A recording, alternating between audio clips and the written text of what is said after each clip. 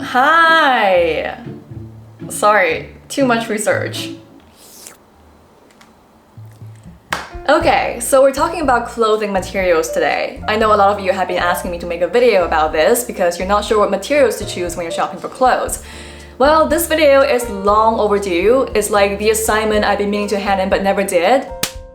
But today, I'm finally handing in the assignment and shit's gonna get real, okay? I took this very seriously. I went and did a lot of research. And researching fabrics is like digging into someone's skeleton in a closet. Like, literally. The deeper I dig, the more interesting it gets. Initially, I wanted to make just one video about materials. How ambitious! There's just way too much to cover. So I'm breaking this into a two-part series. This week, we're talking about natural materials, and next week, we're gonna talk about synthetic materials. Long story short, almost all materials have their pros and cons, and when we throw sustainability into the mix, it gets even more complicated. The bottom line is, as long as we keep manufacturing new materials, natural or synthetic, there's gonna be some form of environmental impact, but some materials are better than others. Personally, I do prefer natural materials because they are generally higher quality, more durable, and biodegradable. By the way, I'm talking about 100% natural materials here. Once they are mixed with certain synthetic materials, they are not biodegradable anymore. I also want to say upfront that not all natural materials are sustainable, and we'll talk about that. I'm gonna spill all the tea and be completely honest with you, so hang tight. Cotton is probably the most commonly seen natural material in our closets. If you look at your t-shirts or your sweatshirts, chances are they are made of cotton. Well, if they're not made of polyester, of course, but I'm gonna wait until next week to roast it. Cotton plays such an important role in our lives. It's a breathable material that's perfect for all seasons. It's durable and affordable. It's soft and comfortable. And since it comes from a plant, it's also biodegradable. However, sorry to break it to you, but cotton consumes a lot more water compared to other fibers. It's thirsty. And since the cotton plant could die from flooding, drought, and insect infestations, it also requires a lot of pesticides, which could be harmful to the environment and the farmer's health. Nowadays, we have something called organic cotton, which means the cotton is grown without harmful pesticides. So when you're looking for clothes that are made of cotton, organic cotton would be your best option. Other than that, there's also recycled cotton. That could be a really good option as well. Denim. It's actually made from cotton, but it's such a popular fabric that I feel like it deserves its own little section. If there's one uniform that we all wear, it's probably jeans. Honestly, jeans are like underwear. Everyone wears them, except for the very few who don't. You know who you are. We all know how durable and versatile jeans are. A pair of jeans could last for years. Compared to the regular cotton fabric, denim has to go through an additional indigo dyeing process to achieve its blue color. But nowadays, most denim is dyed with synthetic indigo dyes, which could be harmful to the environment and again, workers' health. So when we're buying jeans, we could look for denim that's made of organic cotton or denim that has gone through a natural indigo dyeing process. There's also recycled and upcycled denim, and a pair of secondhand jeans are just as good as new.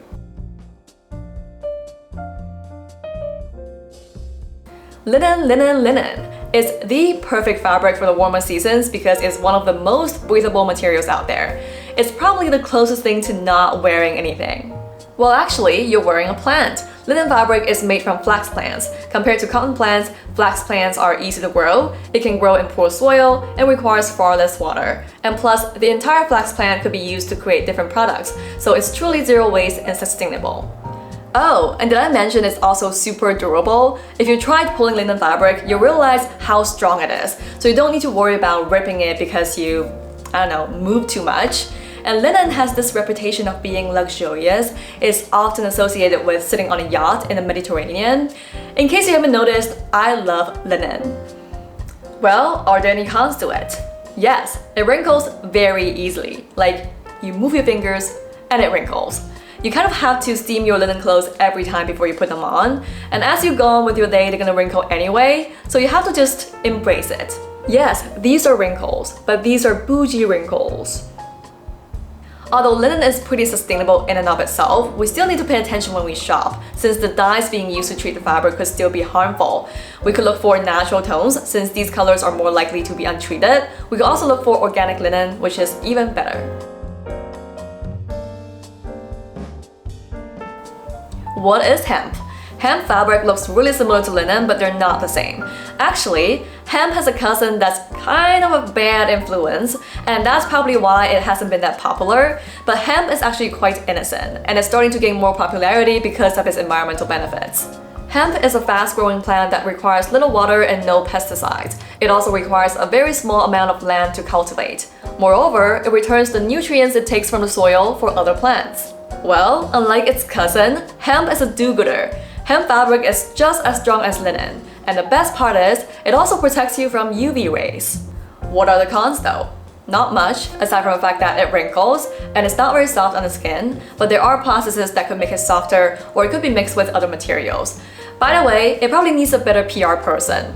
Like, I do not own any hemp clothing personally because I literally didn't know how good it was until I did my research. Again, PR problem. I think I'll look for more hemp clothing to try out in the future. All in all, hemp is pretty sustainable, but just like linen, when we're shopping for hemp clothing, we also need to make sure no harmful chemicals have been used in the softening and dyeing process. And yes, organic is always better. So far, we've covered plant-based natural materials. Now we're going to talk about animal-based natural materials. And among them, wool is probably the most popular one. Who doesn't love a cozy wool sweater? Who doesn't love a cute little sheep? Wool has a lot of benefits. For starters, it's warm and breathable. It's a renewable resource that's fully biodegradable. It's naturally resistant to odor, stains, and wrinkles. If you take care of your wool items, you can keep wearing them for years. We all know wool comes from our cute little friends, sheep. They need to be sure to keep them from overheating. But ever since the demand for wool surges, shepherds have to raise a lot more sheep to meet the demand, and that leads to an overgrazing problem. And although sheep are cute, they release a lot of methane, which contributes to global warming. There's also no guarantee that the sheep are treated fairly on some farms. So when it comes to wool, it depends. It could be a really good sustainable material, or it could be unsustainable depending on how the sheep are raised and how the wool is processed. When we're buying wool, we could look for wool that has certifications for responsible grazing and fair treatment of animals. We can also look for recycled wool and secondhand wool. Oh, cashmere, the fabric that says, "I'm posh." Cashmere could get pretty expensive. It's like wool but for rich people. At least it used to be like that. Cashmere is extremely soft and is said to be 3 times as warm as wool.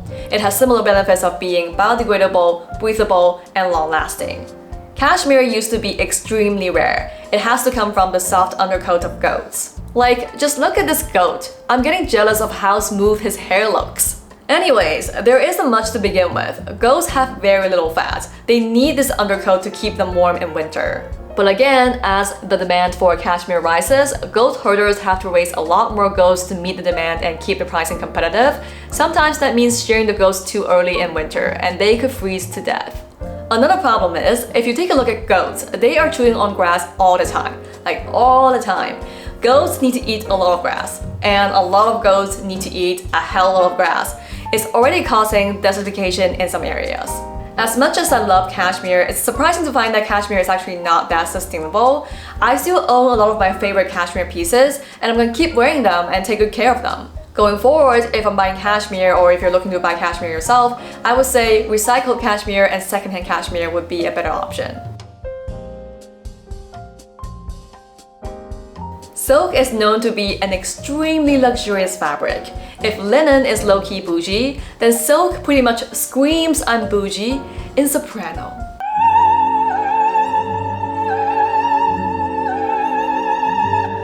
Silk is shiny and elegant. It flows really well with the body, almost like a second skin. It's the perfect fabric for the warmer seasons because of how soft and breathable it is.